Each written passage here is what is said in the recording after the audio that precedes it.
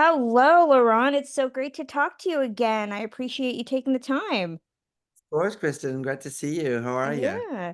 Uh, it's awesome that we get to talk about Faye. I think the last time we talked about Natalie Wood. So you were just going through all of the classic ladies that I love. It's a generic question, but again, because you did the Natalie doc and now you're doing this, what compels you to kind of look at the women of this era? What inspired you to want to tell Faye's story? Well, I grew up in the 70s and fell in love with movies in the 70s. So I have to say that Faye Dunaway was central, of my film education. And the films she starred in were benchmark movies. They weren't just great films, they were unforgettable movies. And they were movies that uh, were major benchmark in cinema history. So that makes her part of a movement in cinema that I think has never been equaled. And She was very much the go-to actor to tell very complex stories and complex stories of women. And so I really felt that I wanted to pay tribute to that. I had a friendship with her son, and we talked about it through the years, about doing this, and finally had a chance to sit down with Faye and sort of exchange ideas about what this could look like. And of course, as anyone in their right mind would be, she was reluctant. I would be Sure. too. But anyways, at the same time, she's a very courageous person. We've seen it on the screen. The films that she makes are always courageous roles. Uh, um, she tells the story, of course, of everybody telling her not to do network because she was a so-called unlikable character.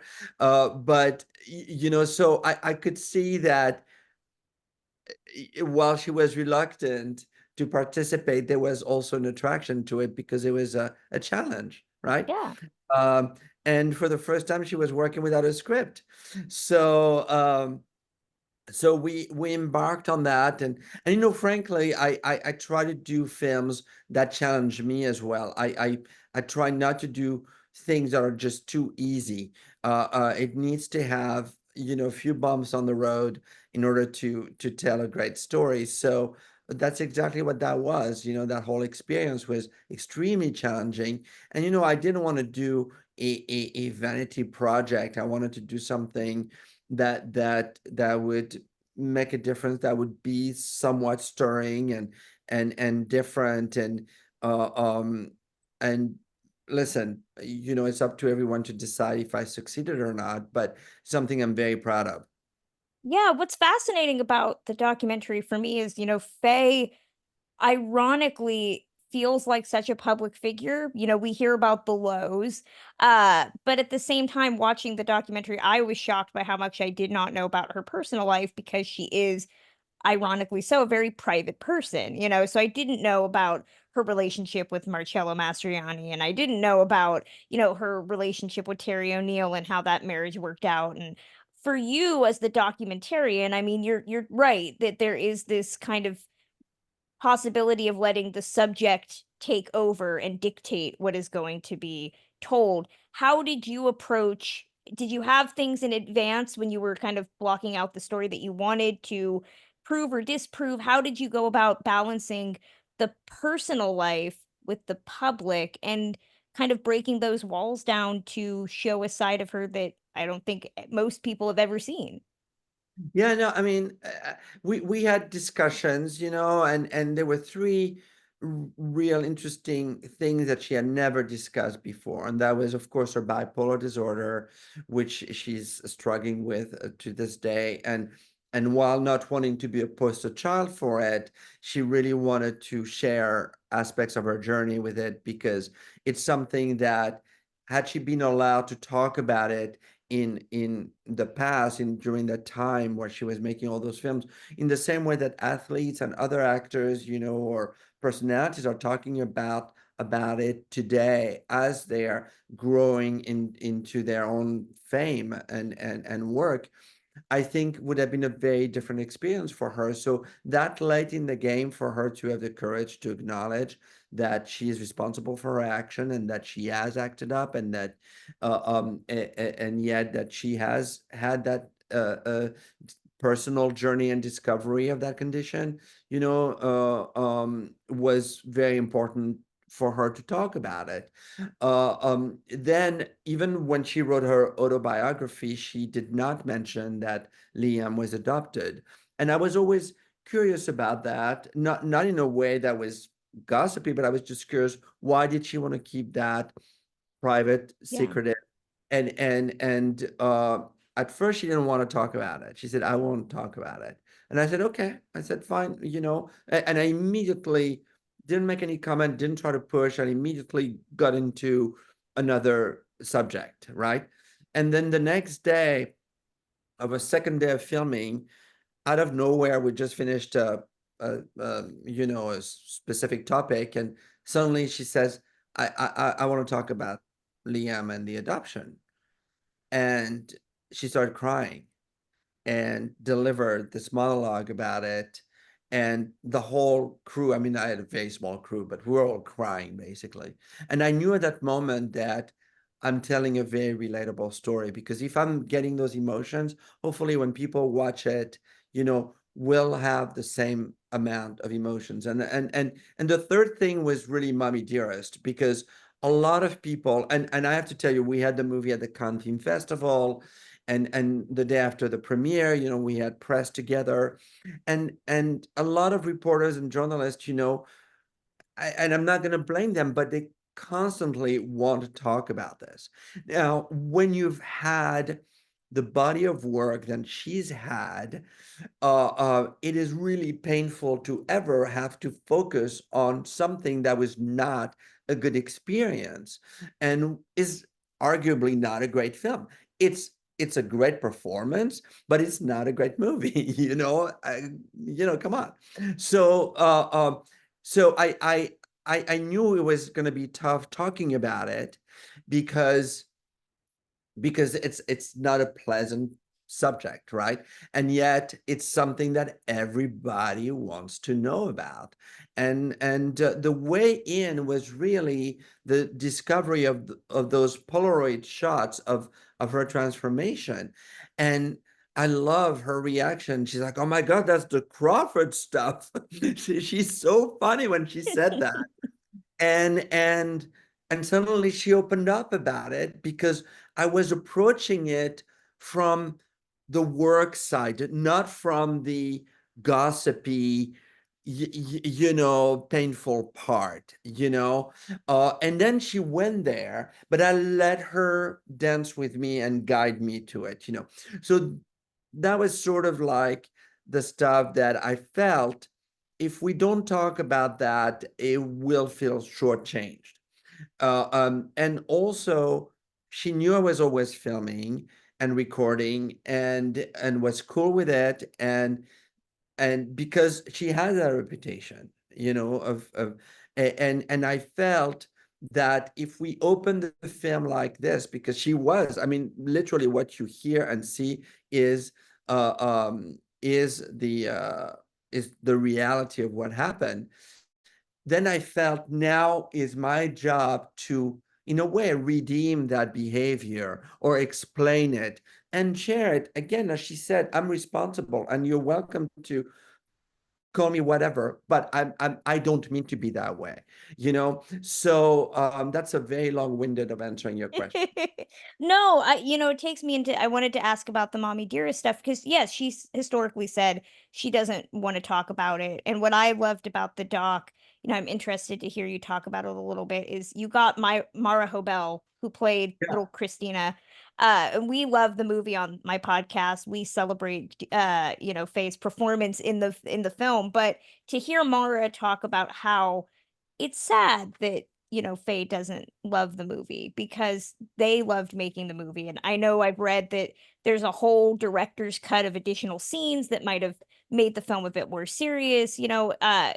For you, I mean, what was, I guess, talking to other people about Mommy Dearest and finding out that, I mean, for me as a millennial, I think I came to love Faye because of that movie in a weird way because she's so good in it. Well, it's interesting because again, I saw the movie when it came out in France. I was still living in France. It was called Maman très chère. And when you have grown in the 70s, watching Network, Chinatown, Bonnie and Clyde, even Eyes of Laura Mars, Thrill of the Condor, and you get to Mommy Dearest, it's a huge, huge disappointment. Yeah, You know, you're like you can appreciate a performance, but as a lover of cinema, that was definitely not something that I liked. And in fact, that director, Frank Perry, uh, is someone who had made some interesting films in the beginning of his career, but then made Mommy Dearest, and then he makes a movie called Monsignor with Christopher Reeve that's equally a disastrous. And get really angry at the director. You're like, okay, Mommy Dearest was bad enough, but now you got freaking Superman and Geneviève Bujold and some incredible actors. You have John Williams making your yeah, score, and you tank just again equally. For me, I do not like the film, but I do recognize that her performance is extraordinary, although it really feels that she is playing it without the support and the guidance of the director. And I think she says this very clearly in the film, in my doc, that maybe it was, she is a force. She's a right? Yeah, and you better have a good reason to tell her to do something because she's extremely smart. I mean, really, really smart and educated and knows her history of actors and the stage and all that. So you can't just say, hey, can you pull this down or can you do this or can you do that? You really have to justify it. And she so I could see that maybe he was the wrong director, for it because you look at something like Sunset Boulevard yeah, by Billy Wilder. Well, it's actually kind of a similar story, except it's a fictional character, but it's a similar story. It's just as outrageous. You got a dead man telling you the whole story, right? And she is as much of a sad caricature of a star gone by. And so there is a way to make a film about that thematic. And it would be actually very interesting, Kristen, to do a remake of Mommy Dearest, right? but with the right director. And it would be interesting to see how in the right hands, with the right vision, this story could have been told. So I don't mean to really destroy Frank Perry, which I just did, and I apologize. But I do feel that I understand why it's annoying to her that a lot of people quote that film as their favorite because and I think Mara says it in the film, there's people who think it's like this camp classic. Well, you don't want to be known for a camp classic, but then there are the people who really saw truth in the story and related to it in a way that was extremely disturbing, Yeah. But I really understand, her, the sort of And if she had at the very beginning of Mommy Dearest literally falling apart, even when it came out, if she had embraced it and said, "Listen, I know I'm gonna get a lot of, but she resisted it, and I think unfortunately her resistance to talk about it just fed the sort of the frenzy around it and the sort of Yeah. mythology around it, because there are a lot of other movies that went a lot worse and could hold a candle to this in a much bigger way, but we don't talk about them because they're forgotten, and here they just she was also at an age where she had had such incredible hits that I think that people were, they can't wait to bring you up and then they can't wait to tear you down. Yeah. And there's aspect of that is extremely sexist also, by the way, because you have actors of her generation making horrible films like Ishtar, for example, with Dustin Hoffman and Warren Beatty, where no one is talking about you know, Ishtar and no one is making fun of Warren Beatty and Dustin Hoffman past, the fact that it tanked. But no one's talking about it, Yeah.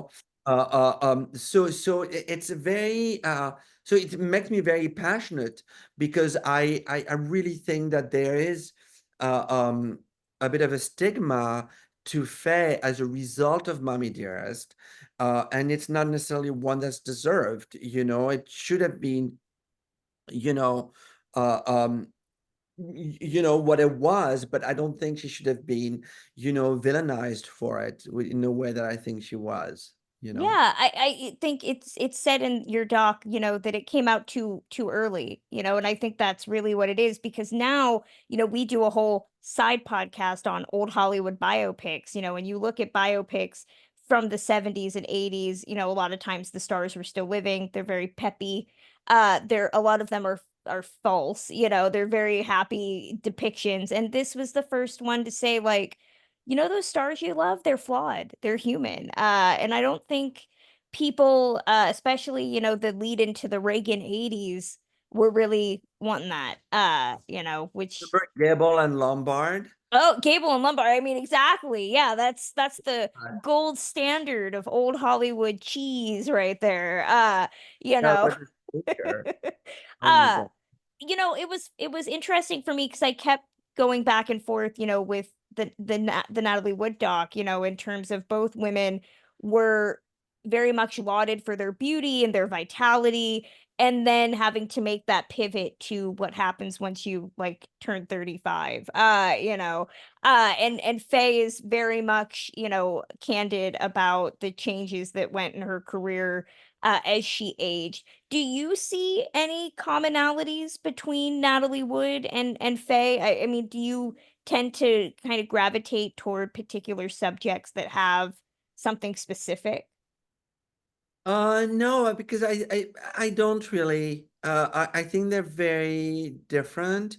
The story of Natalie was really more an attempt for me to tell the story of a family and a family dealing with a tragedy and in the eyes of the media, and use that, of course, as an excuse to also shed a modern light on her extraordinary career and life. But Faye was more about, for me, a portrait of what I would call really a pure actor. I don't think there's anybody else like her since her, ever like her. She really, I believe that she is the only woman who has three films on the list of the top 100 best films of the AFI. Yeah, I could believe that. Yeah. And I really think that of that particular era, if I was making a film, I would want Faye Dunaway in it, and So no, there was no. I mean, listen, I'm attracted to telling stories of cinema because it has been my life. Um, but I also feel that I want to approach them in a way that is much more relatable. You know, that the stars are you know one thing, but there is Earth, and that's the story I'm excited about telling, as opposed to what you look up and is, beauty and I want to tell the truth and in a way that makes them relatable and even more likable and even more of an inspiration. But it involves telling sometimes very hard, tough stories, you know. Um, so yeah, Yeah, I mean, and you're doing a doc now on John Williams. yeah. You have a book out coming out on De Palma. As somebody who is writing 2 books right now and is having anxiety attacks every day, I have to ask, what tips can you give me? How do you juggle all these different subjects and formats? Well, I'll tell you, I definitely relate to anxiety. Uh, but when I was literally editing Faye during the day and also filming John Williams and writing the book on Brian and pitching this new film that I actually started filming yesterday on Jaws. So it was really the busiest, and I'm very grateful, that I've ever been in my life. But it meant that I get up at 4 o'clock in the morning and I write. I would write the book between like 4:30 after coffee and after like, really shaking myself until about 7. Then I would go to the gym for a solid hour and to clean my brain. And then I would go either to the set or to the cutting room. And I tend to try to end my days like around 6-ish. And either I watch a movie or I read my book or we have a dinner or something nice because I know I'm gonna have to get up super early. So if I keep working past 6, my brain then won't shut up, Yeah. Oh, yeah, Uh, I know that feeling. so, but it was really hard because the book on Brian, I only had like 7 months to write, and it's just really hard. I mean, that is extremely hard, because you're by yourself, as you Yeah, know.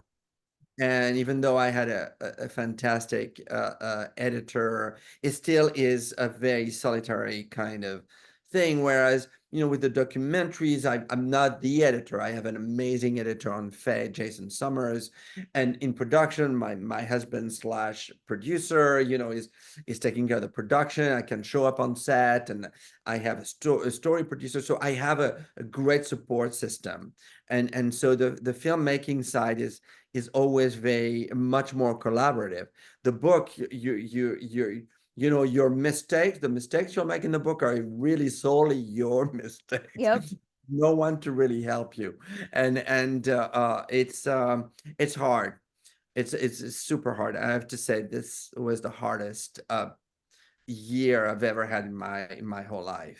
Yeah, book writing is very much in your head, you spend a lot of time in your own head, going back and forth, whereas I'm assuming with the doc, at least you have images, you have something to look at as Yeah. opposed to the blank page where you're like Uh, panicking yourself, being like, I need to fill this. and Something, and the anything. word count, the word Word count. count, yep. Oh my Oh, yeah, God. yeah, Oh that's where my I'm God. at right now on book 1 is, word count, because I'm woefully under, so, Oh, you, you you, know. you- you're giving me PTSD. Just hearing you. Exactly. Hearing your process, I'm just like, this is sweat inducing, but I maybe I should try this for a couple months and see if it works.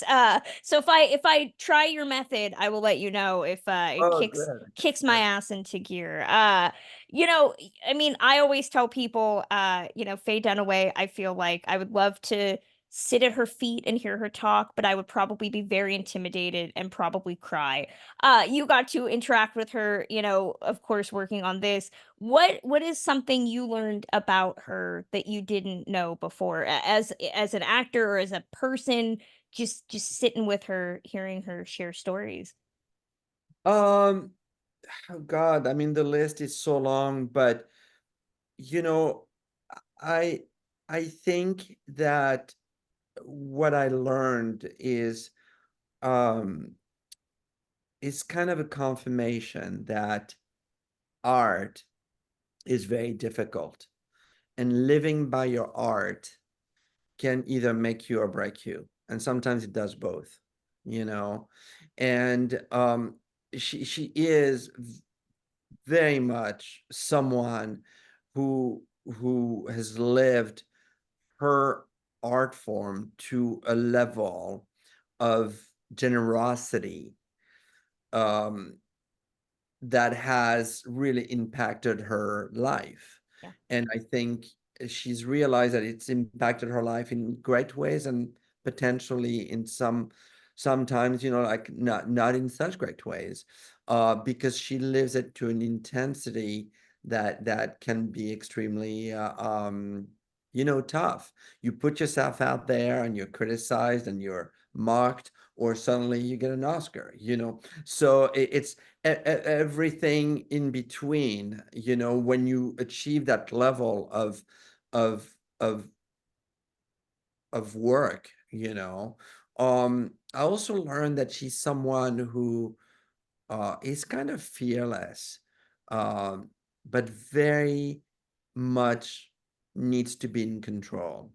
And this was a documentary. She didn't have a script, and I think that that was unsettling, you know, and I think she had amazing relationships with certain directors, who were there for her. But I think I tried to be there and to really instill in her confidence that she was telling an amazing story, and that we were gonna do good by her, because I wanted her to trust me, and I think we accomplished that, and we had a wonderful time in Cannes. And I had promised to her, I said, because Cannes is our favorite place in the world. So I had Yeah. said, wouldn't it be great, Faye, if we went to Cannes? And it was interesting because the head of the Cannes Film Festival, Thierry Frémaux, is a super nice guy, but he's a super tough guy. And what I mean by super tough is, like, they don't show films that don't deserve to be there. Right. He watched the film, and of course he's very much like most French people, totally insanely in love with Faye and her career. She was the face of Cannes.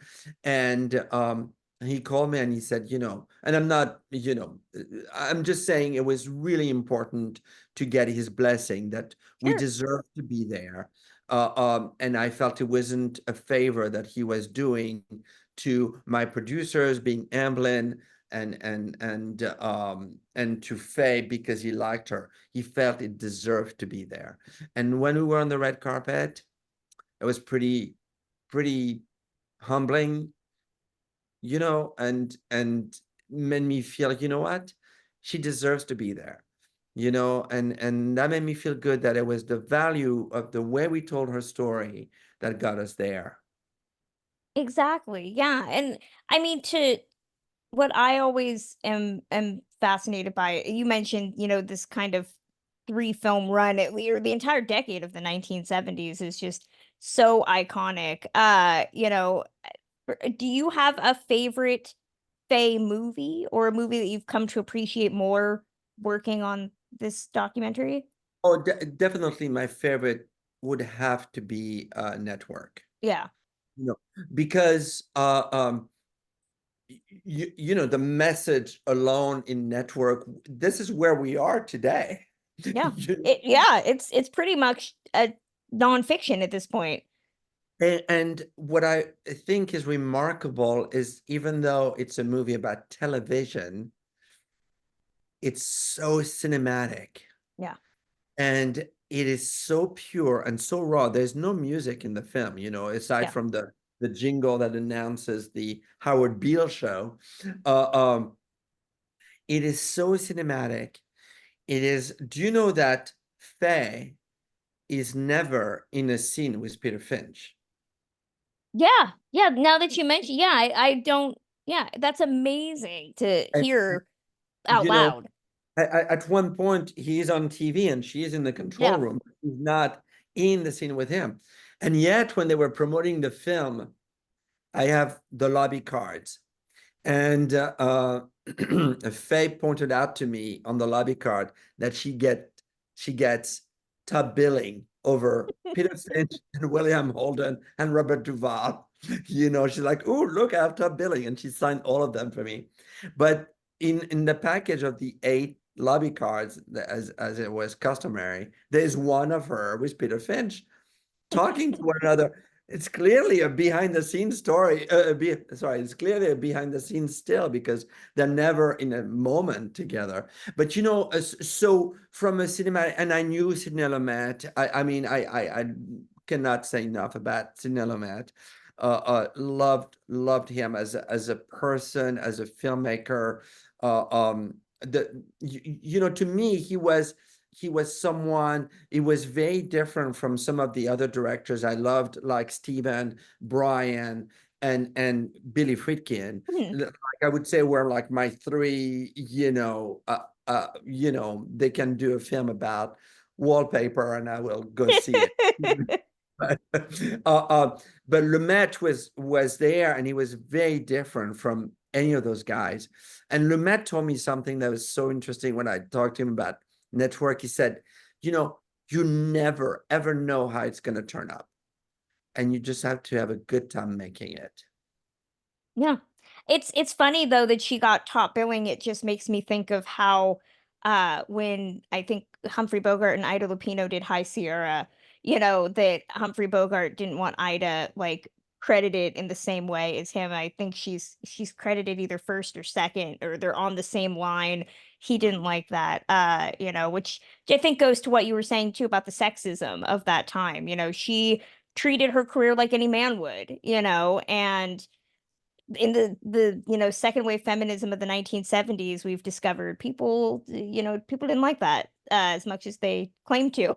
And you know, and yet, you know, the thing that I really like about Faye is that she's not militant about it. Mhm. She's very discreet. Let me do a film like Network and show you. Yeah. But she's not, you know, and she's very much for it, and she's very much in approval of the movement and all that. But she's using her own art form, her own language to convey the message Yeah. and leave it to her to create 3 or 4, you know, completely iconic women in cinema to make sure that message is sidelined along whatever else is happening in the world, Yeah. you know, because as Julie Solomon says in the film, you know, even though Diana in Network is not what you'd call a likable person, she was as entitled as any man would have been. Yeah. And that's what the power of that role is.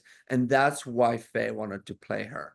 Yeah. It's amazing. I mean, this is a lean 90-minute documentary. I'm sure you could have made this 3 hours and I probably would have loved it. Is there anything that you wanted to include, but just for time or where the story was going, you couldn't? Well, you know, I I am very conscious of people's attention span today, including my own. I always remember Hitchcock's, you know, famous joke saying that the length of a film should never exceed that of the capacity of the human bladder.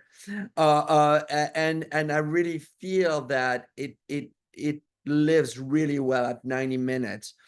And I work extremely close to my editor, who Jason Summers, who I've been with for a long time, and he keeps me extremely rigorously, you know, honest, because I write a script prior to where it's very structured, and then of course it morphs as we cut.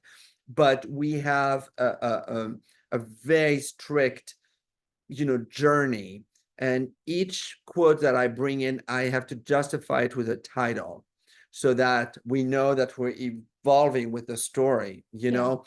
and so there are always what we call the rabbit holes, where, oh, how come we're not stopping to talk about this story? Well, because we're already past that. Now we're talking about something else.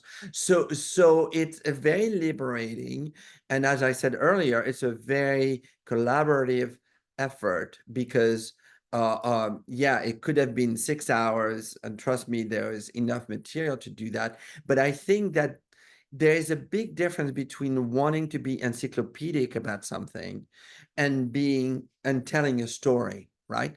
And when you tell a story and you're following a really specific train of thought, a very specific structure, you find that being encyclopedic and definitive about something is not the goal. Is to really capture people's imagination, or people's attention, and hold them for an hour and a half, and anything longer than that just feels like it might not necessarily belong. So I try to be between an hour and 30, an hour and 40. John Williams is about an hour and 40 minutes. He's lived pretty much almost 100 years old, so Right. you know it was even more challenging with John than with Faye. But I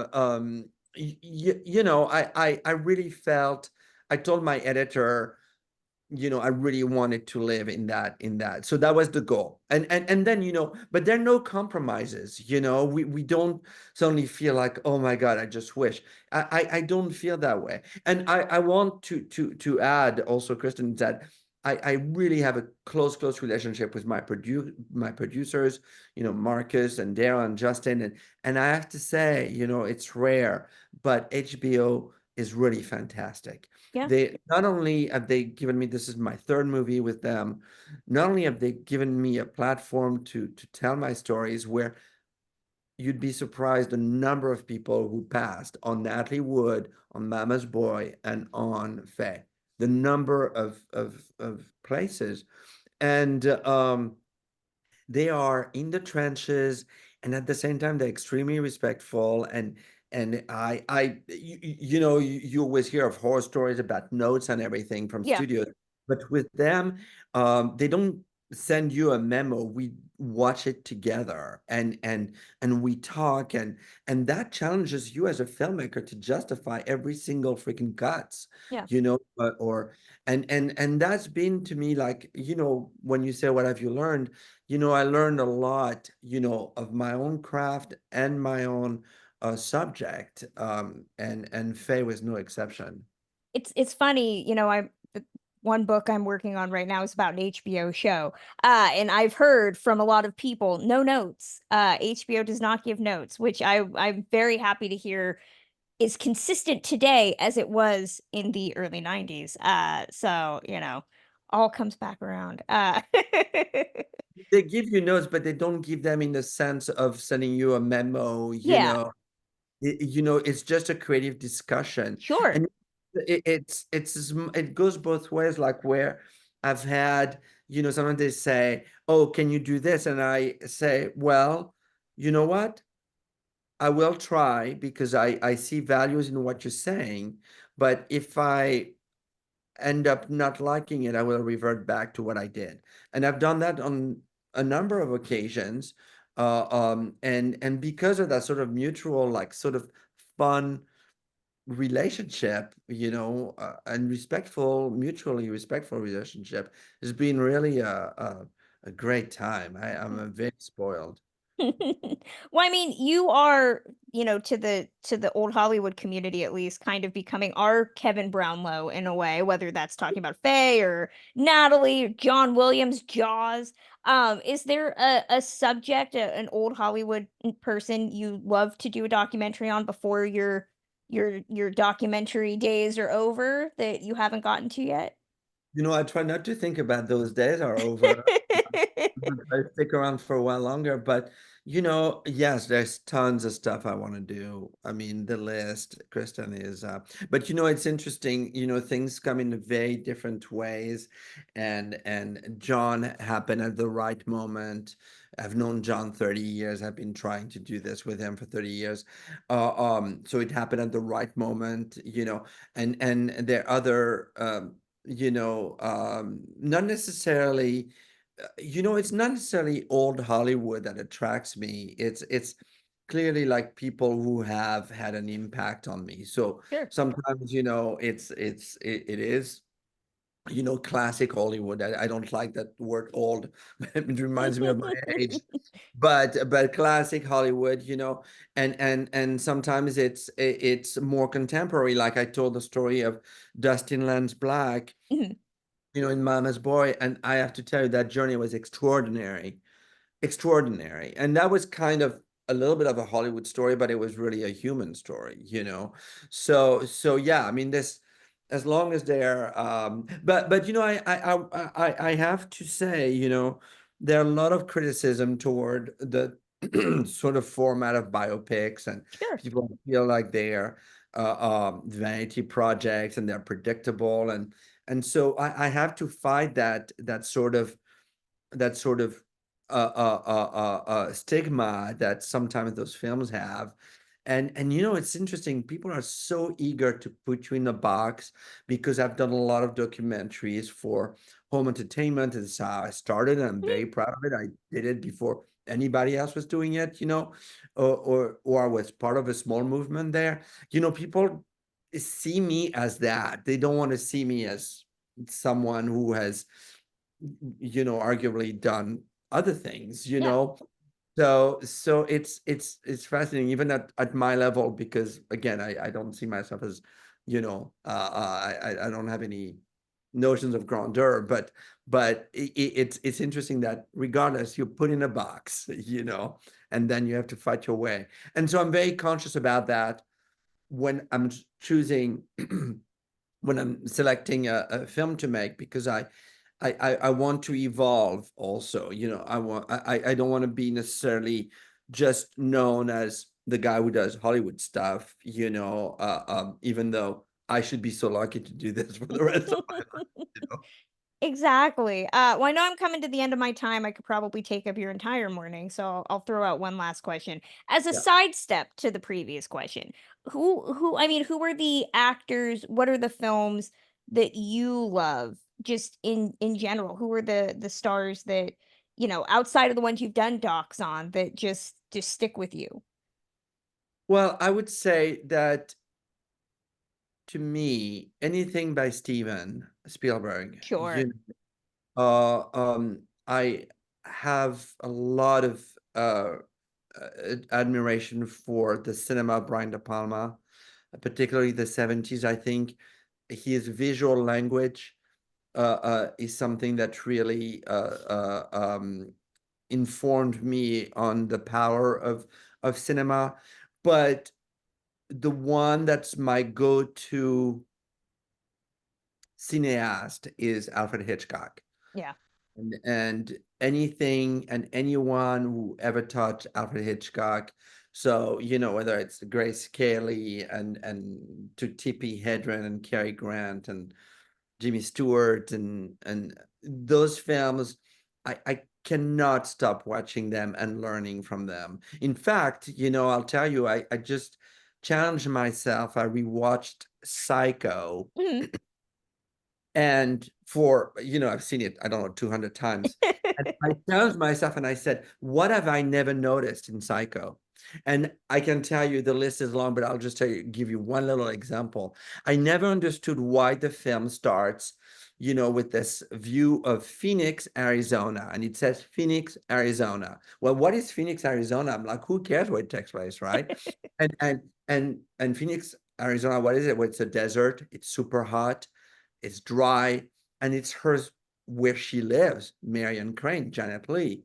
Well, where does she get when she gets to the Bates Motel? She arrives in rain, she gets killed in a shower, and she gets buried in a swamp, which is the opposite of her world.